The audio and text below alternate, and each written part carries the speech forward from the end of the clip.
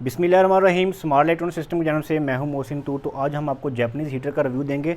1700 BTU जो हमारे पास number 3 model है, लेटेस्ट मॉडल है, उसका हम आज आपको रिव्यू करवाएंगे।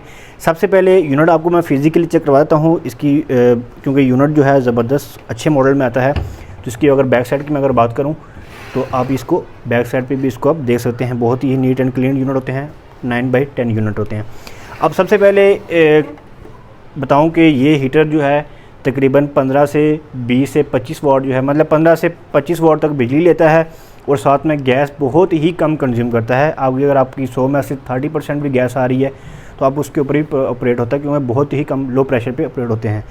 तो चलते हैं इसके। सबसे पहले मैं इसकी बैक की बात करूं कि 110 वोल्ट पे है। इसकी जो रेटिंग है मैं आपको सबसे पहले वो दिखा दूँ। अब देखें कि ये आपको मैं दिखाता हूँ 1.7 किलोवाट। ये किलोवाट मीन वो नहीं है कि जिस तरह आपका किलोवाट होता है बैटरीज वगैरह में या सोलर वगैरह, उस तरह का नहीं है। ये किलोवाट जो होता है इसकी कैपेसिटी बताई जाती है, जिस तरह आपका 1 टन का एसी है, 1.5 टन का या 2 टन का। तो अगर आप उसको वैसे कैलकुलेट करते हैं तो 1700 BTU बनता है। मतलब अगर आपकी जो हीटिंग कैपेसिटी इसकी है वो 1700 BTU है, मतलब कि यूनिट की कैपेसिटी बताई जाती है कि इतनी वाट है। ये बिजली नहीं लेता, बिजली के लिए अलग लिखा होता है। यहाँ पे AC 100 वाट, मतलब 110 वोल्ट पे ये चलता है। जापानीज़ में 110, जापान में 110 वोल्ट होती है, तो 110 वोल्ट पे ये चलता है। और ये हमारी पाकिस्तानी जो बिजली कंज्यूम होती है वो 27 वाट है, मतलब कि बहुत ही कम बिजली पे ऑपरेट होता है ये। तो अगर आपने चलाना है इसको 220 पे, तो 220 पे क्या चीज़ें हम यूज़ होती हैं, इसके लिए एक सप्लाई यूज़ होती है। हमारी पाकिस्तानी बिजली 220 है, हम इसके साथ एक कन्वर्टर लगाएंगे, कन्वर्टर आगे इसके आगे ये हीटर लगाएंगे। ठीक है, इसमें 2 तरीक़ाकार आपके पास होते हैं कि आप इसको जो है हीटर के साथ आप ये एक्सटर्नल सप्लाई भी यूज़ कर सकते हैं, जो कि हम रिकमेंड करते हैं आप एक्सटर्नल सप्लाई ही यूज़ करें। अगर आपने इसके अंदर हमसे अडोप्टर इसके अंदर बिल्ट इन ही फिट करवाना है तो भी हम कर देते हैं। उसकी शेप ये होती है जो अंदर हम फिट करते हैं, क्योंकि वो हम अल्ट्रेशन करके फिर अंदर फिट कर देते हैं, जो कि हम रिकमेंड नहीं करते। लेकिन कस्टमर अगर हमें बोले कि अंदर फिट करनी है तो हम वो फिटिंग कर देते हैं। तो चलते हैं इसके। यहाँ पे ये 110 शू है, आपने यहाँ पे सप्लाई में लगाना होता है। उसके बाद ये आ जाता है इसका गैस पॉइंट। अब गैस पॉइंट के भी हमारे पास आप इसको लोकल पाइप भी आप यूज़ कर सकते हैं। जिस तरह मेरे पास ये लोकल पाइप है, आप इसको इजीली यहाँ पे लगा के इसके ऊपर क्लैंप लगा दें, वो टाइट कर दें, ये भी बेहतरीन है। अगर कस्टमर कहता है कि नहीं इसके साथ हमें आपको जेन्युइन पाइप जो आते हैं वो भी आपको चाहिए, तो वो भी हमारे पास अवेलेबल हैं। तो आप ये मेरे पास देख सकते हैं, मेरे पास ये है जेन्युइन पाइप। अब मैं पुराना जो लोकल पाइप है वो उतार देता हूँ। ये जेन्युइन पाइप है। जेन्युइन पाइप का क्या फ़ायदा है, क्योंकि फ़र्ज़ करें आपके ये हीटर वाली साइड का जो आपने हीटर लगाया हुआ है, गैस ऑन है पीछे से, तो ये क्लैंप आपका उतर जाता है, तो ये ऑटोमेटिक यहाँ पे गैस का वॉल जो है बंद हो जाता है, आपकी गैस लीक नहीं होगी। मतलब सेफ्टी पाइप है ये। यहाँ पे देखें बहुत ही ईजी है, बिल्कुल ये देखें यहाँ पे बिल्कुल प्रॉपर अपनी ग्रिप में आ जाता है। और दूसरी साइड पे ये है, वो भी सेम ऐसे ही है कि दूसरी साइड का हमारे पास जो वॉल है वो भी मैं आपको दिखा देता हूँ। आपका एक साइड जो है वो आपके हैंडल वाला जो लीवर लगा होता है, गैस वाला लीवर, वहाँ पे इसकी चूड़ी उधर फिक्स हो जाती है जाके यहाँ पे, और ये एक पॉइंट बन जाता है। आपको इसको ईज़िली यहाँ पे आप इसको लगा सकते हैं, ये लग जाता है। ठीक है, ये लग जाएगा, इजीली फिक्स हो जाता है। अब क्योंकि ये इस पाइप की हमारे पास जो लेंथ आती है, सबसे छोटा पाइप जो होता है 1 मीटर का होता है, और सबसे बड़ा पाइप जो होता है वो 5 मीटर का होता है। अगर कस्टमर की डिमांड इससे भी ज़्यादा है, दूर तक अगर आपने पाइप यूज़ करना है, तो इसके पीछे आप ये टी लगा के आप इसको यूज़ कर सकते हैं। बहुत दूर तक पाइप भी आप ले जा सकते हैं। ये टी कैसे लगेगी आप देखेंगे, इसके ऊपर आपने फिक्स कर दिया और यहाँ पे आपको गैस पाइप लग जाएगा, ये टी आ जाएगी, तो आप इसको मूव कर सकते हैं। अब इसका एक और फ़ायदा है, क्योंकि ये मूवेबल है, आपका पाइप जो है मतलब कि जो बेंट है वो कभी नहीं पड़ेगा। आप ये देखें, ये इजीली मूव करता है और गैस ये इसमें लीक नहीं होती। अगर ये भी उतर जाता है तो इजीली उतार के आप दोबारा इसको ग्रिप में लगा सकते हैं इजी। यहाँ पे देखें, अगर ये उतर गया तो ऑटोमेटिक पीछे से गैस बंद हो जाती है। ये था हमारा पाइप। लोकल पाइप यूज़ करें या जापानीज़ पाइप, ये भी आपको दोनों मिल जाते हैं हमसे। अब बात आ जाती है कि इसको ऑपरेट, इसके अंदर क्या क्या फंक्शन है, कैसे काम करता है, आपको मैं अभी चेक कराता हूँ। सबसे पहले मैं देखूँ कि मैं ये गैस का कनेक्शन जो है, जारी बात है मेरे पास अभी दूसरा सिस्टम नहीं है जापानीज़ पाइप, तो मैं अब लोकल ही यूज़ कर रहा हूँ। तो लोकल पाइप मैं यहाँ से यहाँ पे मैं लगा लेता हूँ। अब मैंने लोकल पाइप लगा लिया, उसके बाद मुझे क्या ज़रूरत है कि अब मैंने इसका जो शू है हीटर का वो मैंने सप्लाई के अंदर लगाना है।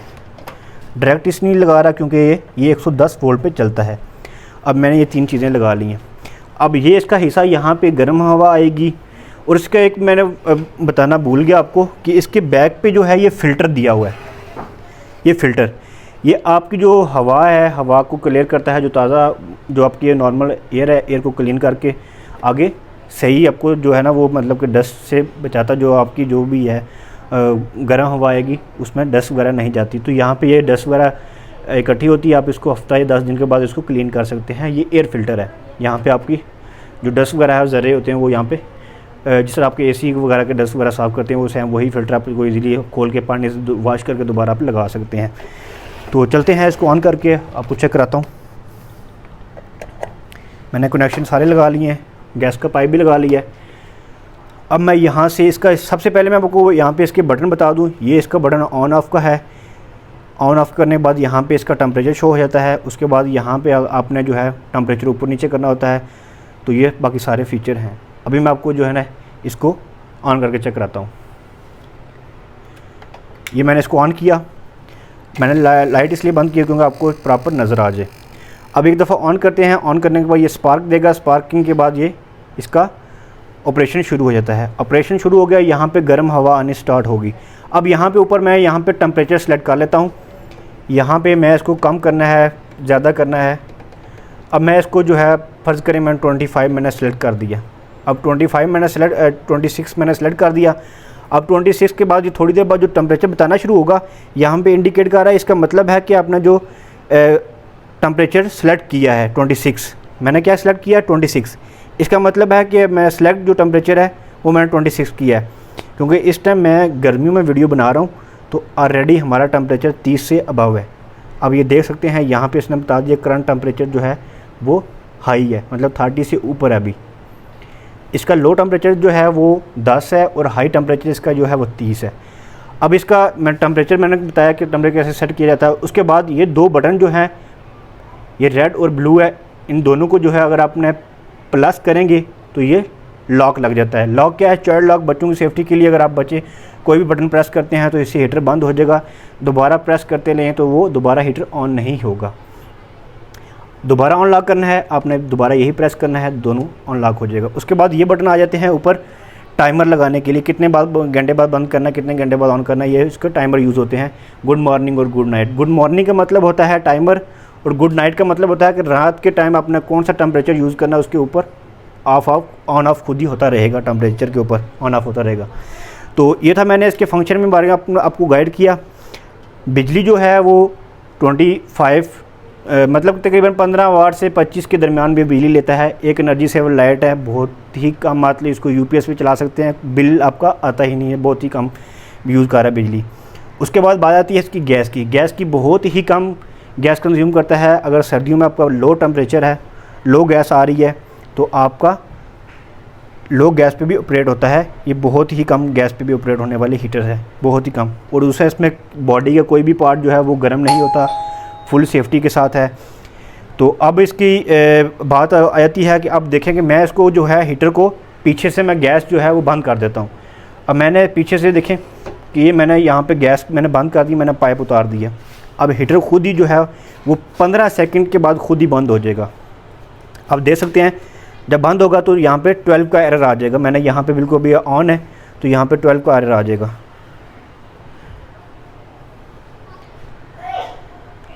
पंद्रह सेकंड के बाद जो है ये खुद ही बंद हो जाता है और ट्रिप हो जाता है। अब देख सकते हैं ये गैस चली गई है ऑटोमेटिक, 15 सेकंड बाद ये ट्रिप हो गया। अब दोबारा देखें कि ये गैस जो है मैं दोबारा लगा देता हूँ, लेकिन ये खुद से ऑन नहीं होगा और गैस लीक भी नहीं करेगा, क्योंकि ये 15 सेकंड बाद बंद हो जाता है। दोबारा अगर गैस आती है, जब तक आप खुद इसको ऑन नहीं करोगे तब तक ये ऑन नहीं होगा और गैस भी आपकी लीक नहीं करेगा।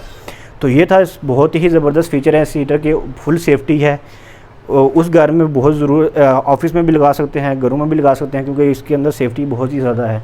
आजकल पाकिस्तान में जो है वो गैस की लोड शेडिंग होती है, आपको नहीं मालूम होता कि गैस कब चलेगी कब आएगी। तो अब वहाँ पे ये हीटर बहुत ही कामयाब है, बहुत ही सेफ़ है, कोई भी आपको उसमें ख़तरे वाली बात नहीं है, क्योंकि ये फुली ऑटोमेटिक बेस पे बना हुआ हीटर है।